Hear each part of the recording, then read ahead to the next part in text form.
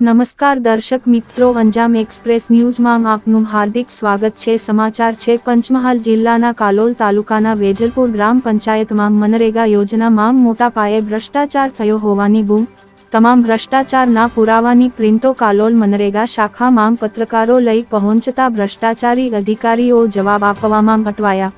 પત્રકારો દ્વારા ભ્રષ્ટાચારની ફાઇલ કાલોલના મનરેગા શાખાના એકપીઓની મુલાકાત લઈ તમામ કામોમાં ભ્રષ્ટાચાર થયા હોવાની રજૂઆત કરતા એકપીઓએ વેજલપુર ગ્રામ પંચાયતના તલાટી અને જીઆરએસ ઉપર તમામ દોષનો ટોપલો ઢોળ્યો હતો અને એકપીઓએ તેઓની નૈતિક જવાબદારીથી હાથઅધર કર્યા હતા, જેથી મનરેગા શાખાના જવાબદાર અધિકારીઓને મિલ બાટકે ખાવામાં રસ હોય તેવું લાગી રહ્યું છે।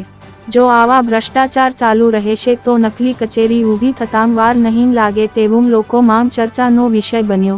જ્યારે વેજલપુર ગામમાં મનરેગા યોજના હેઠળ ઘણા સમય પહેલા મશીનો દ્વારા જે કામગીરી કરવામાં આવી હતી તે જ કામગીરીમાં હાલ ઘણા દિવસોથી વિવિધ વ્યક્તિઓના જોબ કાર્ડમાં એન્ટ્રીઓ પાડતા ગામમાં ચર્ચાનો વિષય બન્યો।